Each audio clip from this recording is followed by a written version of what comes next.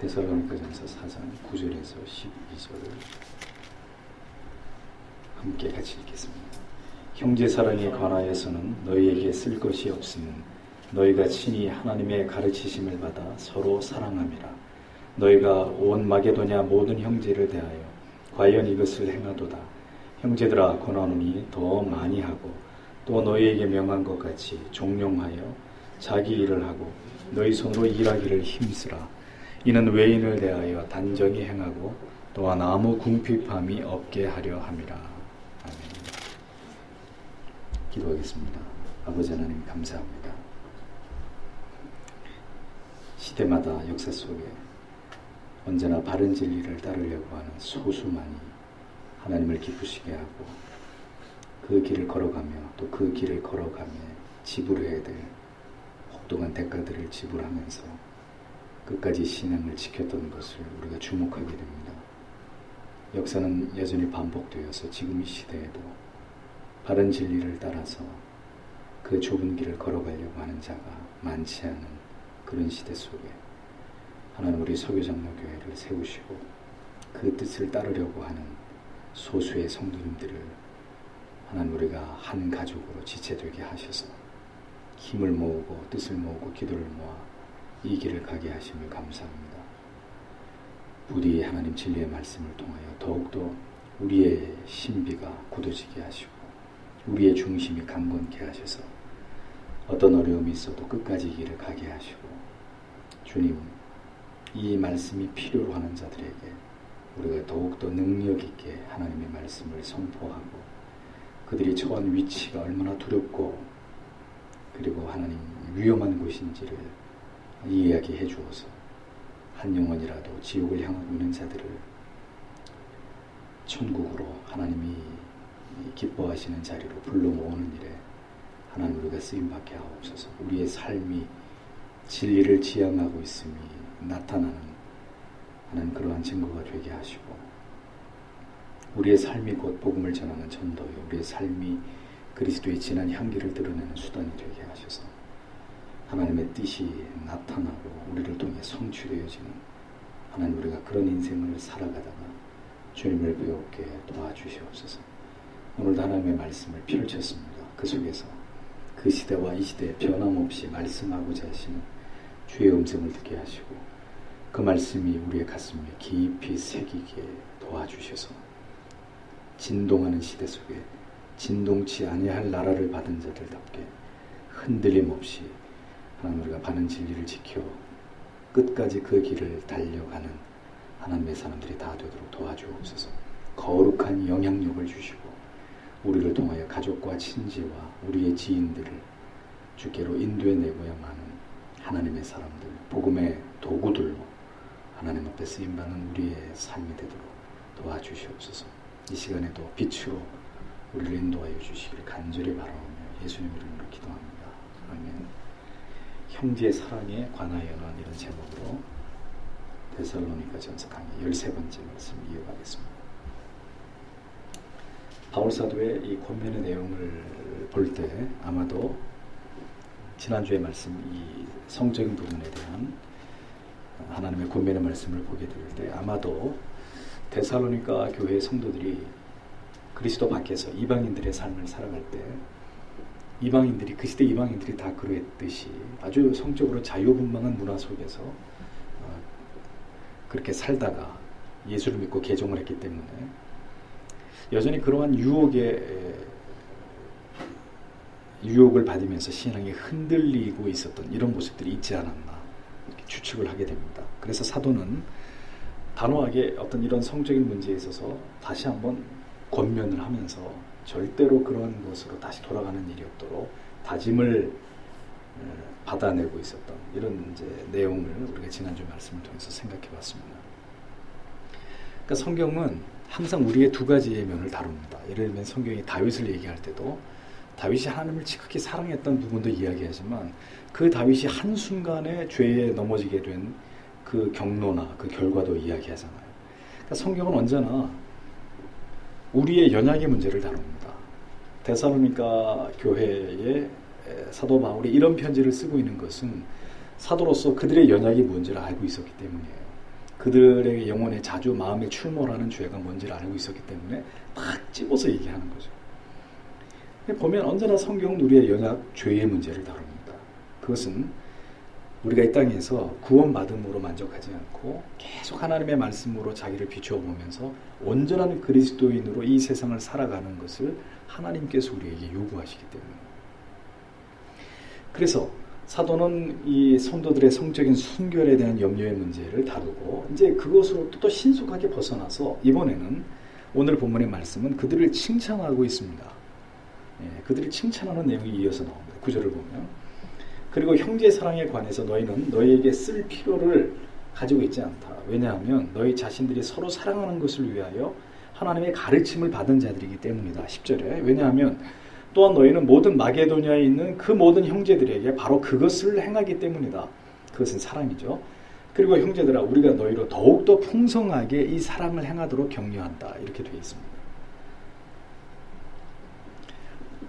불과 이 말씀을 하기 바로 전에 이 성적인 순결에 대한 문제를 이야기하고 그것에 대해서 주의를 하라고 권면을 하고 그 다음으로 넘어가서는 그런데 또 그대들을 칭찬할 것이는데 그것은 형제를 사랑하라고 하는 말씀에 대해서는 더 이상 이야기할 필요가 없을 만큼 지금 데살로니가 교회 형제들은 이것을 열심히 잘 행하고 있다라고 치하합니다. 그러면서 이것을 더 풍성하게 드러내라고 격려하고 있는 내용이 나오죠. 네, 그러니까 데살로니가 교회의 성도님들은 사도가 판단할 때 이미 충분히 서로를 사랑하면서 아름다운 성도의 교제를 하고 있다고 판단했던 것입니다. 근데 좀 이상하지 않으세요? 바로 전에는 성적인 범죄에 대해서 단단히 주의를 주는 말씀을 하고 있다가 그 다음에 금방 절이 바뀌면서 그런데 칭찬할 것이 있는데 하나님의 말씀으로 더 이상 서로를 사랑하라고 가르칠 필요가 없을 만큼 그들은 열렬히 형제들을 사랑하고 있다고 이렇게 칭찬을 합니다.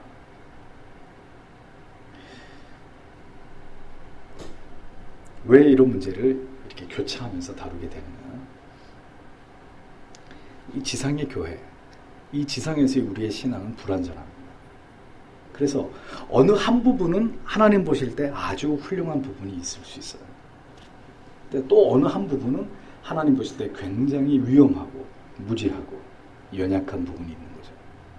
그게 지상교회의 모습이라는 거예요. 완전하게 다 잘하면 좋겠지만 전적으로 타락하고 무능하고 부패한 죄인들이 모인 교회이기 때문에 어떤 부분에 있어서는 더 가르칠 필요가 없을 만큼 굉장히 어떤 부분에 있어서는 성숙하고 탁월한 부분이 있지만 어느 한 부분은 사도가 예의주시하면서 계속 경계하고 이 부분을 조심하지 않으면 안 된다라고 말해야 될 만큼 지극히 연약한 부분도 존재한다는 거죠. 중요한 것은 그들이 이렇게 지체를 사랑하게 된 것은 무엇 때문이라고 얘기합니까? 하나님의 가르침을 받았기 때문이다. 이렇게 얘기하고 있습니다. 그렇죠? 여기서 하나님의 가르침이란 뭐 하나님이 직접 신약 시대인데 데살로니가 교회 성도들에게 직통 계시를 주셨다는 걸까요? 아닙니다. 사도들의 가르침 속에서 또 성령이 깨닫게 하시는 은혜를 통해서 그리스도의 복음을 통해서 이런 지체들을 향한 사랑을 데살로니가 교회 성도들이 잘 깨닫고 배워서 열심을 다해서 그 사랑을 지금 실천하고 있었다는 것을 보여주는 것이죠. 그래서 또 하나 여기서 중요한 부분은 하나님의 가르침, 즉 진리의 가르침이 이렇게 중요하다는 것입니다. 신앙의 모든 것은 성경을 통한 성령의 가르침에 근거해서 깨달아야 그렇게 살아갈 수 있는 것입니다. 다른 것은 여기서 중요하지 않아요. 제가 어제 그 훈련을 갔는데 이 한 40명 목사들에게 교육을 하시는 목사님 이런 얘기를 하시더라고요. 20매는 목회하는데 목회가 아무 재미도 없고 즐거움도 없었는데 답이 뭘까 생각해 봤더니 성령을 받지 않아서 성령을 충만하게 받지 않아서 그렇더라는 거예요. 그래서 성령 소위 말하는 영빠르는 선배 목사님한테 가서 어떻게 하면 성령 충만 받습니까? 그랬더니 선배 목사님이 우리나라에 아주 유명한 성령 충만한 기도원에 가가지고 성령 충만한 목사님이 집회할 때 제일 한가운데 앉아가지고 말씀을 들어라. 그러면 성령 받는다. 그래서 수소문해가지고 우리나라에서 제일 영빨 있는 기도원을 찾아가지고 제일 영빨 있는 강사가 설교할 때 자기가 가운데 앉았는데 성령이 임하더래요. 그래서 성령 받고 나니까 그때부터는 주머니에 항상 돈이 그득하고 성도들이 제발로 교회 오고 이런 얘기 해주더라고요. 제 속으로 성경이 어디 나옵니까? 묻고 싶은 마음이 여기까지 올라옵니다. 성경이 그렇게 해야 부흥되고 그렇게 성령 받는다고 성경이 어디에 말씀하고 있는지. 하나님의 가르침, 진리의 가르침, 성경을 통해서 성령이 깨닫게 하시는 그 가르침에 근거해서 깨닫고 그 신앙을 따라가야 하나님이 원하시는 신자의 삶을 사는 것입니다. 절대로 내 마음대로 내 스스로 알 수 있는 거 아무것도 없어요. 가르침을 받아야 돼요. 뭘로 가르침을 받을 것이냐? 성경 말씀으로. 사람의 경험, 사람의 지식 그런 거 아니고 사람의 느낌 이런 거 아니고요. 성경을 통해서 철저한 하나님의 말씀을 통한 깨달음, 그 가르침을 통해서 하나님의 뜻을 분별하고 그렇게 잘 배워서 데살로니가 교회 성도들은 열심히 서로를 말씀의 가르침을 쫓아서 사랑할 수 있었다는 얘기죠. 우리가 다시 생각해 봐야 될 부분은 여러분이나 저나 늘 성경을 통해서 겸손히 배우려고 하는 사람이 되어야 된다는 거죠.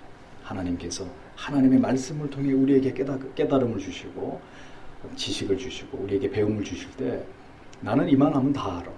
나는 이제 더 이상 배울 거 없어. 지극히 교만한 거죠. 언제나 겸손하게 성경을 통해서 우리를 깨우치시는 대로 깨닫고 그렇게 삶이 옮기고 쓰러지고 넘어지면 또다시 예수께 주님께 의지하고 주님 긍휼히 여겨주시고 다시 힘달라고 기도하고 그 올바른 가르침과 그 가르침을 따라가려고 하는 삶이 하나님 보실 때 기뻐하시는 하나님을 기쁘시게 하는 그런 성도의 삶이 된다는 것입니다. 우리가 생각해 볼 때 데살로니가 교회 성도들은 성적인 유혹을 받으면서 여전히 이 부분에 있어서 사도가 우려할 부분이었지만 또 한편 서로 그리스도 안에서 서로를 사랑하는 열심에 대해서는 탁월했다. 다시 말씀드립니다. 우리는 온전하지 않다. 잊어버리면 안 됩니다. 그러니까 주 앞에 서는 날까지 부족한 부분들은 부족하다는 걸 인정하고 자꾸 그 부분을 말씀에 대한 깨달음으로 하나하나 채워가려고 하셔야 되고 잘하는 부분은 계속해서 열심을 내서 바울이 이 부분을 더 풍성하게 하라고 얘기하고 있는 것처럼 우리가 하나님이 주신 어떤 부분에서는 탁월한 깨달음으로 우리가 자신 있어 하는 이 부분 그것도 물론 그리스도가 은혜 주시는 안에서의 자신만만하죠. 우리 자신이 우리 자신에게 자신을 가질 수는 없지만 그 부분은 더 확장시키고 더 확대시키고 더 강화시키고 부족한 부분은 끊임없이 채워서 더 온전하게 하려고 하고 뭘 따라서요? 하나님께서 깨닫게 하시는 것을 따라서 이것을 게을리해서는 안 되는 존재라는 거죠. 그러니까 절대로 우리는 잘하는 부분도 있고 하나님께서 우려하실 만큼 약한 부분도 있다. 이 두 가지를 절대로 망각하면 안 됩니다. 우리는 다 못났다. 이렇게 자기 자신을 비하하는 것도 옳지 않고요. 우리는 다 잘한다. 이것도 교만인 것이고. 여전히 우리는 우리 안에 많은 모순과 연약함이 있다는 것을 올바르게 볼 수 있어야 됩니다. 그렇잖아요. 저도 그래요. 어떤 부분에서는 정말 어떤 열심을 내고 어떤 자신 있어 하는 부분이 있지만 어떤 부분은 지극히 위험하고 연약하다는 걸 압니다. 아세요? 각자 그거 알고 있어야 됩니다. 저는 제 신체에서는 제 장이 제일 약하다는 걸 아니까 늘 조심 안 해요. 조심해야 되는데 늘 조심해야 되고 그렇죠.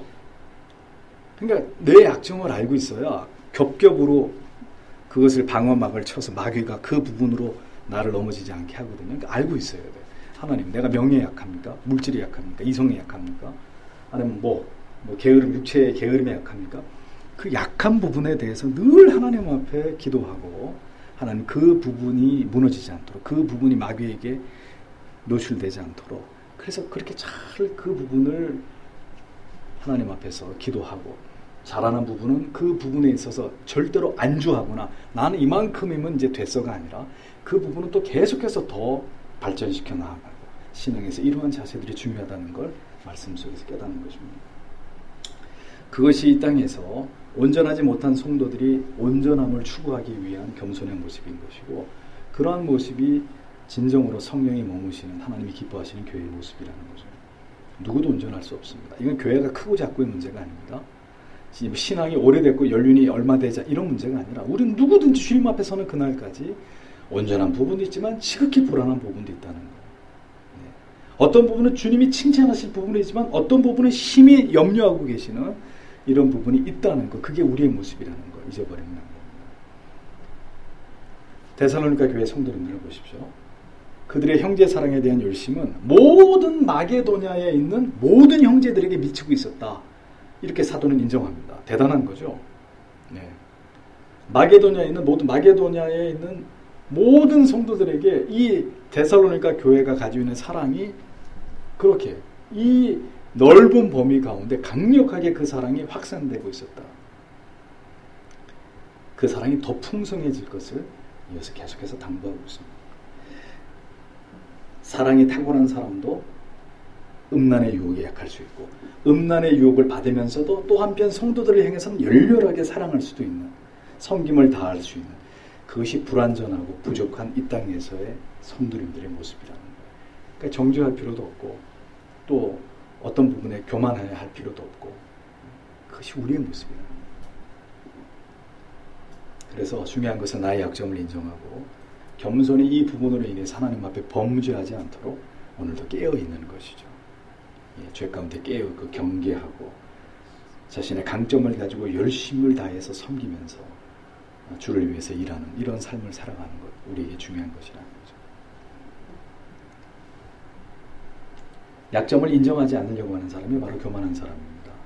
또 자신의 약점을 잘 모르는 성도님이 가장 위험한 자리에 계시는 분이에요. 겸손히 자신을 돌아보아서 말씀을 통해서 경계하고 주의해야 될 부분에 대해서 더 노력하십시오. 또 이미 하나님이 주신 사명을 힘있게 감당하고 있는 그 부분에 대해서 내가 이런 부분이 약한데 이렇게 한다고 해서 하나님을 기쁘시게 할까? 이렇게 자꾸 자신의 연약함 때문에 발목 잡혀서 또 하나님이 기뻐하시고 인정하시는 것조차도 위축되지 않도록 늘 이것을 잘 영적으로 주의해서 다루시면서 주의해야 될 부분들은 더 주의하고 더 열심히 하셔야 될 부분을 열심히 감당하면서 이렇게 섬겨야 될 것입니다. 사도는 이어서 데살로니가 성도의 또 하나의 우려스러운 점을 설명합니다. 11절을 보면 그리고 침묵하기를 열망하도록 그리고 자기 자신의 것들을 행하도록 그리고 너희 자신의 손들로 일하도록 우리가 너희에게 명령했던 것처럼 직역을 하면 이렇게 됩니다. 먼저 뭘 열망하라고요? silence, 조용하라는 거예요. 침묵하라는 거예요. 왜 이런 얘기를 했겠습니까? 당시 데살로니가 교회 안에는 데살로니가 전서 강의하면서 데살로니가 교회 안에 어떤 문제가 있다고 말씀드렸나요? 혹시 기억하시나요? 어떤 문제가 있었습니까? 잘못된 종말론이 퍼져나가고 있었습니다. 그리고 죽음 이후에 어떻게 될까? 이 부분에 대해서 명확한 지식이 없어서 굉장히 사람들이 그 죽음 사후에 대해서 두려움을 가지고 있었다 그랬죠. 자, 그러니까 지금 데살로니가 교회 안에 성도님 가운데 일부는 어떤 신앙의 잘못된 양상을 보이고 있었냐면은 이제 곧 주님이 오시는데 세상에서 열심히 일한들 뭐해? 주님이 곧 오시는데 세상에서 열심히 일할 필요 없어. 그냥 열심히 그냥 기도만 하고 교회 와서 살면 돼. 이런 쉽게 얘기하면 극단적 종말론 염세주의에 빠져가지고 자기 일을 열심히 하지 않으면서 그냥 그 자기의 논리들을 큰 소리로 이야기하면서 교회 부분적으로 이렇게 어떤 소란이 있는 이런 부분들이 있었던 것 같습니다. 잘못된 종말론으로 인해서 실제적인 자신의 삶에 대해서는 굉장히 비관적이고 회의적인 이런 사람들이 데살로니가 교회 성도 안에 일어나고 있었다는 거죠. 그러니까 주님이 곧 재림하시니까 자신의 삶의 책임의 문제를 등한히 하려고 하는 이것을 합리화하려고 하는 이런 성도들이 있었다는 것입니다. 그리고 그런 일들로 인해서 그런 것을 주장하는 사람들은 자기 혼자만 그렇게 생각하고 믿으면 되는데 그래요? 꼭 말을 한단 말이에요. 열심히 일하고 있는 사람한테 일할 필요 없어. 때려쳐. 직접 때려쳐. 이러고 자기하고 동조해서 같이 그렇게 이제 같은 행동을 취하게 만들잖아요. 이런 것들이 이제 문제가 되고 있었습니다. 자, 그러니까 사도가 얘기하는 거죠. 첫째, 조용히 하라. 조용히 해라. 동요되지 말아라. 그런 염려로 자기의 자리를 이탈하지 말고 열심히 그런 소리 하지 말고 주님이 오시니까 아무것도 할 필요 없다. 다 내려놔라. 아니고 열심히 자기의 자리에서 자기에게 주어진 일들에 대해서 최선을 다하라고 권고하고 있는 거예요. 네? 잘못된 지식으로 교회를 소란케 하지 말고 그저 열심히 묵묵히 자기만을 돌아보면서 내 신앙만을 돌아보면서 자기 자리에서 내일 지구의 종말이 와도 사과나무를 심으라는 이 세상의 격언이지만 주님이 재림한다 하더라도 오늘 내가 해야 될 일들에 대해서 내 자리에서 확고하게 최선을 다해서 그 일들을 이루어 가라고 사도가 권면하고 있었던 것입니다. 기독교로 개종한 데살로니가 교회의 절대 다수의 성도들은 기독교로 개종하자마자 뭘 받았어요? 박해를 받았잖아요. 그렇기 때문에 물질적으로 굉장히 궁핍한 가운데 있었습니다. 그런데다가 교회 안에서는 주님이 곧 재림하시는데 일 따위가 무슨 소용이 있느냐, 이런 염세주의적이고 세상에서 자기에게 맡겨진 일에 대해서 소극적인 자세들이, 그런 어떤 태도들이 성도들에게 이렇게 널리 퍼지고 있었기 때문에 교회 분위기가 자칫 잘못된 방향으로 흘러갈 수 있는 이런 문제가 사도의 눈에 보였다는 것입니다. 그래서 이런 상황에서 사도가 얘기하는 것이죠. 침묵하고. 더 이상 그렇게 확인되지 않은 그들의 주장에 대해서 침묵하고, 그리고 조용히 하고 다시 열심히 일해라. 너희의 손으로 일하기를 힘쓰라라고 권고했습니다. 신앙은 말에 있는 것이 아니라 침묵 속에서 나에게 주어진 길을 묵묵히 걸어감에 있다는 사실을 사도가 강조하고 있는 거죠. 재림이 곧 임한다는 정확하지 않은 지식으로 스스로 동요하거나 다른 사람들을 동요시키는 것이 아니라 책임있게 자신의 신앙을 돌아보면서 내가 걸어가야 될 길을 열심히 공고히 걸어가는 것, 그것이 올바른 신앙의 자세라고 사도는 가르치고 있는 거죠. 신앙은 이상주의가 아닙니다. 말씀 밖에서 그 말씀을 논하는 것이 아니라 내가 그 말씀 속으로 들어가서 그 말씀이 명하는 바를 따라서 그 삶을 내가 살아가는 것입니다. 신앙은 위대한 지식만을 추구하는 지식주의가 아닙니다. 내가 판단할 때 옳다고 믿는 사람, 옳다고 믿는 사상만을 맹목적으로 추구하는 교조주의도 아닙니다. 나의 삶으로 곧 그 진리를 추구하고 오늘 나에게 주어진 길을, 그 길에서 내게 요구하는 책임을, 의무를 성실하게 수행해내는 것, 그것이 신앙입니다. 잘못된 종말론에 사로잡혀가지고 현실을 직시하지 못하고 또 핍박과 환난으로 인해서 그것을 핑계삼아 손을 놓고 있는 것, 바울은 절대로 그것이 옳은 믿음이 아닌 것을 지적합니다. 자신이 해야 할 일을 열심히 찾아서 최선을 다해서 주어진 하루를 살아가는 것, 그것이 성도의 삶이라고 사도는 가르치고 있었던 것. 열심히 교회에 나와서 기도하고 예배드리고 성도님과 교제하는 거, 나누는 거 중요합니다. 그러나 사도는 말합니다. 조용히 하고 자기 할 일에 집중하고 자신의 손으로 일을 하면서 하나님이 주신 자기의 소중한 삶에 대해서 책임 있는 삶을 살아가라. 그것이 사도가 강조하는 바였습니다. 그래서 성도는 우리가 쓰지 말아야 될 단어 가운데 하나가 운명이라는 말이에요. 그래서 찬송가도 있죠. 운명에 맡겨 사는 삶은 운명에 맡겨 사는 삶이 아니요. 뭐 그 찬양 거죠.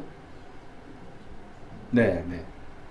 성도라면 누구도 운명에 자신을 맡긴 채 살아가서는 안 되고, 또 염세적인 삶의 자세로 살아가서도 안 되고, 게으르고 나태한 삶은 더더욱 성도의 삶과는 거리가 먼 것이고, 더 열심히 성실히 진리가 나에게 말씀하고 있는 교훈을 따라서 자기의 삶, 이 자기의 삶이라는 게 뭐죠? 자기를 돌아보는 삶. 모든 것을 먼저 진리를 자기에게 적용하고 열심히 책임 있는 자신의 삶, 성도의 삶을 스스로 살아가는 것, 이것이 중요한 것일 뿐이라는 겁니다. 사도는 12절에서 이렇게 얘기합니다. 너희가 밖의 사람들에게 단정하게 행하고 너희가 아무 필요도 가지지 않도록, 이렇게 직역을 합니다. 자, 이게 무슨 뜻입니까? 사도는 비그리스도인들이 우리를 볼 때, 외인들이 볼 때, 밖의 사람이라고 하는 건 비신자들을 얘기합니다. 불신자들이 우리를 볼 때 성도의 삶에 책할 만한 것이 없어야 된다는 거예요. 자, 성경에 나오는 목사, 장로와 집사의 자격 중에 어떤 게 나오죠? 외인에 대해서는 칭찬을 받는 자여야 한다. 예수를 믿지 않은 사람들이 교회에서 장로가 되고 목사가 되고 집사가 될 사람들을 볼 때 저 사람은 성실한 사람이야, 진실된 사람이야, 정직한 사람이야. 누가 그렇게 얘기해 줘야 되냐면은 우리가 믿는 사람들이 얘기해 주는 게 아니라 불신자들이 우리를 그렇게 얘기해 줘야 돼요. 똑같은 얘기입니다. 바울은 비그리스도인들이 볼 때 성도들의 삶에 책할 만한 것이 없어야 됨을 강조합니다. 그것을 어떻게 이제 또 구체적으로 설명하냐면 성도의 삶이 게으르게 보인다든지 나태하게 보인다든지 한 발짝 더 나가서 무능해 보이지 않게 하라는 거죠. 여기서 단정이라는 단어가 나오는데 원문의 뜻은 존경할 만한, 보기 좋은 이런 의미입니다. 오해하지 마세요. 존경할 만한, 보기 좋은, 그래서 무슨 전부 다 사회에서 고위직에 앉고 출세한 사람이 되라 그런 의미가 아닙니다.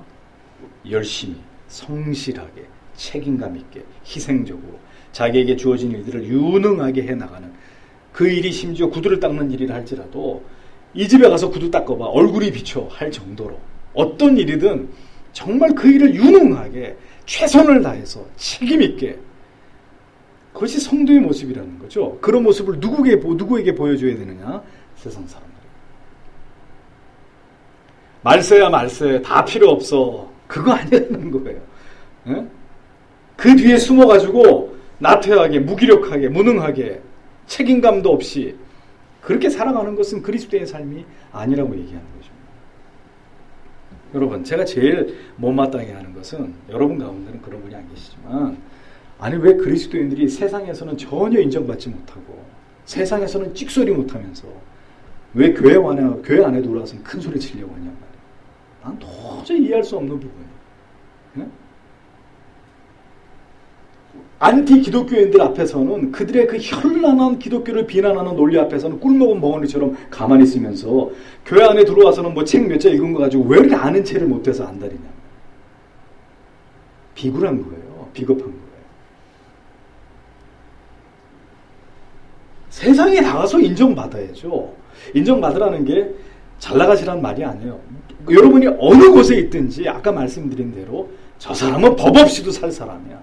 우리 가운데 제일 정직하고 진실한 사람. 신자가 그렇게 살아야죠. 그래서 세상에서 인정받는 사람이 돼야죠. 그리고 그렇게 열심히 하나님의 말씀을 배우고 책을 읽고 공부했으면 안티들 만나가지고 깨끗이 위대한 기독교의 말씀에 대한 변증을 가지고 두 손 두 발 들게 만들어야죠. 신자라면 세상 사람들이 볼 때도 실력 있고 성실하고 책임감 강하고 신의를 지키는 이런 사람으로 보여져야죠. 막노동을 하더라도 좋은 사람, 믿을 만한 사람, 성실한 사람, 그렇게 인정받는 것이 중요하다는 것입니다. 왜요? 신자이기 때문에. 하나님의 가르침을 받은 사람들이기 때문에. 여기서 궁핍함이 없게 하라는 것은 중요한 얘기인데요. 아까도 말씀드렸죠. 상황이니만큼 일 다 놔두고 주님 재림하시니까 그냥 먹고 놀려고 하는 사람들이 있었단 말이에요. 잘못된 거라는 거예요. 궁핍함이 없게 하라는 말은 부자가 되란 말이 아니라 경제적인 문제에 있어서 스스로 독립하라는 거예요. 독립. 도움을 받을 수밖에 없는 어려운 처지, 딱한 처지, 그런 사람들이 교회로부터, 다른 지체로부터 도움을 받는 것은 부끄러운 게 아니에요. 도움 받아야 돼. 그런데 이 사람은 도움을 받아야 될 사람이 아니에요. 게으르고 나태하고 무책임해서 어렵게 살아요. 그것은 신자의 삶이 아니에요. 그래서 다른 사람에게 자꾸 도움을 달라고 그러고 손을 벌리고 누가 나 도와주는 사람이 없나? 이건 아니라는 거예요. 이건 신자의 삶이 아니라는 거예요. 궁핍함이 없게 하라는 것은 열심히 일해서 부자가 되라는 말이 아니라 경제적인 문제에 있어서 스스로 독립할 수 있도록 살아가라는 거죠. 이 얘기는 무슨 뜻인 줄 아십니까? 하나님이 그렇게 살아가도록 성도를 붙들어 주신다는 거예요. 흘러 넘치지는 못하더라도 꾸어오거나 꾸임을 받지 않게는 하나님이 도와주신다는 거예요. 누구에게? 성실하게 사는 사람들에게. 하나님을 의지하면서 하나님의 법대로, 하나님의 방법대로 살려고 하는 사람들에게 하나님이 충분히 자기의 자력으로 살아가도록 하나님 역사하신다는 거예요. 자신의 게으름과 무능함으로 인해서 직업을 갖지 못해서 공동체의 짐이 되게, 주님이 오셔야 되니까 나는 일하는 것보다 교회에서 기도하겠습니다. 차라리 굶어 죽어야 돼요, 그 사람. 좀 심하게 얘기하면. 왜? 그것은 주의 뜻대로 살아가고 있는 사람이 아니기 때문에. 그러니까 교회도 우리가 이렇게 어려운 분들을 아무도 모르게 이렇게 돕고 그런 일들에 이렇게 우리가 열심히 그런 부분들을 하나님 앞에 책임 있게 감당해야 되지만 지혜가 필요합니다. 그러니까 정창영 선교사님 말씀대로 그 선교지에서 먹고 노는 선교사들이 많다는 거예요. 교회에서 매달 몇백만 원씩 선교 지원금 보내는데 그거 가지고 빠찡고 하고 있고 술 사 먹고 있고 그 교회가 지혜가 없어서 그래요. 왜 하나님 앞에 드린 헌금이 그렇게 쓰여지도록 합니까? 도와야 되는 어려움 속에 있는 자들을 돕는 것과 또 도움을 받을 수밖에 없고 받아야 되는 상황에서 도움을 받는 것은 아름다운 일이에요. 부끄러운 일이 아니에요. 그러나 그 자신의 사고가 잘못돼가지고 생활 방식이 잘못되고 게으르고 나태하고 낭비벽이 있고 그로 인해서 궁핍하게 살아가기 때문에 날마다 지체들에게 손을 벌리고 지체들에게 폐가 되는 것은 이건 별개의 문제예요. 이건 하나님이 기뻐하시는 성도의 삶이 아니라는 거죠. 하나님께서는 반드시 성실하게 일하고 올바른 직업의식을 가진 성도에게 길을 열어주십니다. 이 세상에서 도움을 받지 않고 살아갈 수 있도록 일용할 양식 주님이 말씀하신 것처럼 궁핍하지 않도록 하나님께서 먹이시고 입히시고 살아가게 하십니다. 잊어버리지 마시. 그리스도인들은요 다른 사람들의 삶에 기생하는 사람들이 아니에요. 다른 사람의 삶에 빌붙어가지고 기생하는 사람들이 아니에요. 성실하지 않게 살아가면서 다른 지체들이 피해를 입히고 늘 도움을 받을 것만을 구하는 사람들, 성경적으로 볼 때 절대로 올바른 그리스도인이 아닙니다. 그래서 제가 말씀드립니다. 이제서야 말씀드리는데 여러분들이 어떤 직업을 가지고 계시던 간에 교회는 그 여러분들의 직업적 이익을 얻을 수 있는 것이 아닙니다. 직업적 이익을 생각하고 내 직업적 유익을 위해서 성도님들을 이용하려고 하는 것은 목사는 허락할 수 없는 일입니다.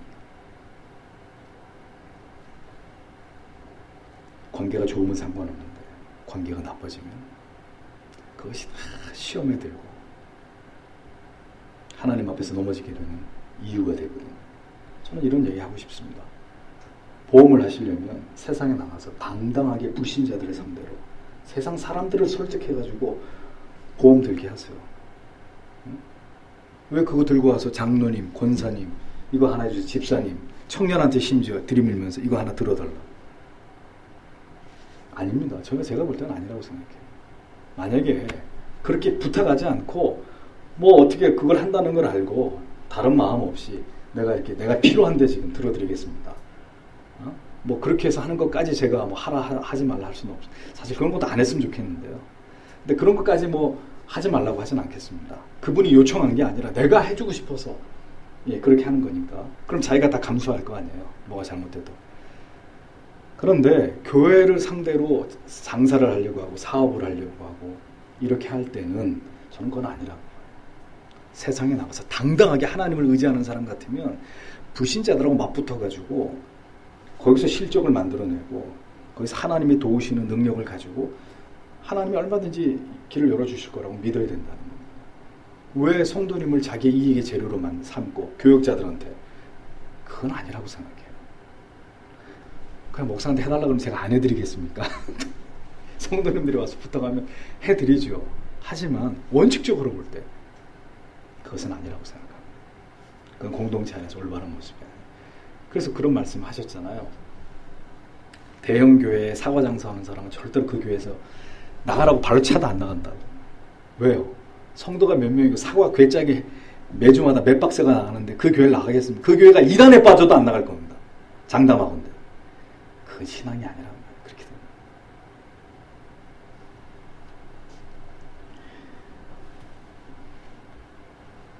아름다운 마음으로 순수한 마음으로 돕는 거야. 옳다 그래도 할 수 없지만 그것은 아닙니다. 서로에게 짐이 되는 사람들이 되면 안 돼요. 짐이 되면 안 돼요. 내가 도움이 됐으면 됐지 내가 짐이 되려고 해서는 안 돼요. 하나님을 의지하고 하나님을 바라보고 또 제가 이런 말씀 드리기가 참 어려워요. 왜냐하면 오해하실까 봐. 그러니까 잘 새겨서 들으세요. 오해하지 마시고. 교회가 성도의 사랑으로 도와야 될 지체들 돕는 것 정말 자기 힘으로 독립하게 해야 되는데 독립할 힘까지 주지 않고 계속 도와줘서 자립할 힘도 못 갖도록 하는 거 이것은 같은 문제가 아니라는 거죠. 자녀를 향해서도 마찬가지잖아요. 물고기를 잡아다 주면 안 되고 뭘 가르치라고요? 물고기 잡는 법을 가르쳐주라고.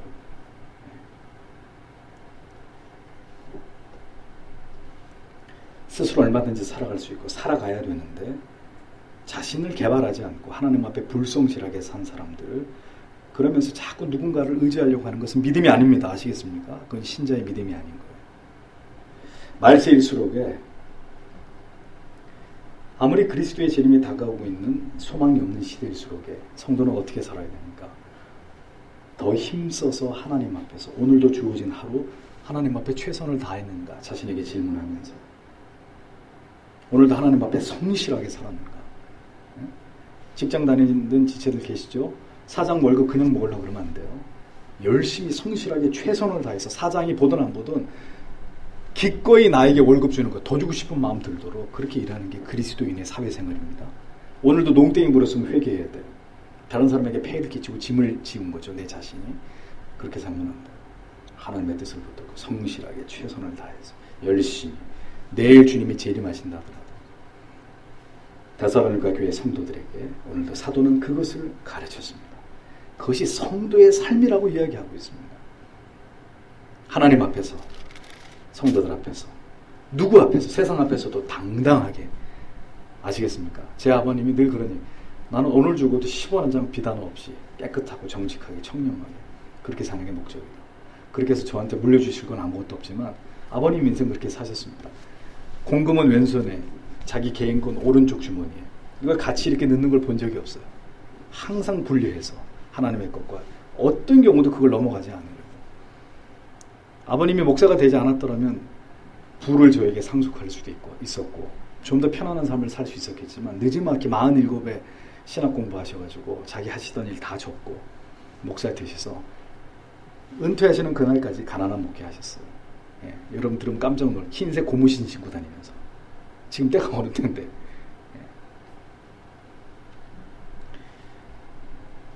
왜 갑자기 아버지 얘기가 튀어나올지 모르겠습니다.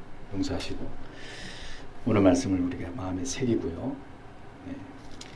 사도가 오늘 우리에게 가르친 바 사랑에 관하여 또 우리의 주어진 삶을 살아가는 문제에 관하여 여러분 마음에 깊이 새기시고 이 뜻을 붙들고 사십시오. 하나님께서 이 약속의 말씀대로 여러분들이 이끌어 가실 거고요. 그렇게 사용하실 거고 그런 모습으로 그리스도인으로 당당하게 살아가도록 도우실 것입니다. 우리 모두가 그렇게 되어질 수 있도록 하나님 우리에게 은혜 주시고 하나님 우리의 앞길을 인도해 주시기를 오늘도 다 함께 기도하도록 하겠습니다. 기도하겠습니다. 아버지 하나님 감사합니다. 오늘도 데살로니가 교회 성도를 향해서 사도께서 그들의 칭찬함과 더불어서 또 권면 이어가는 권면의 내용을 우리가 보게 됩니다.